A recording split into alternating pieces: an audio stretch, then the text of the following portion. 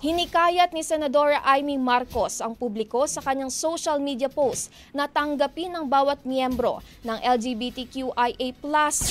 Ang LGBTQIA+ ay pinaikling anyo ng mga salitang kumakatawan sa iba't ibang sekwalidad at gender identity na nangangahulugang lesbian, gay, bisexual, transgender, queer o questioning, intersex, asexual at ang plus sign ay sumasaklaw sa iba pang pagkakilanlan. Maalala, ngayong buwan, ipinagdiriwang ng nasabing komunidad ang Pride Month kaya bilang pakikiisa ay pinailawan ng Senate Gender and Development Focal Point ang building facade ng Senado ng kulay ng Pride flag bilang pagkilala sa mga ito.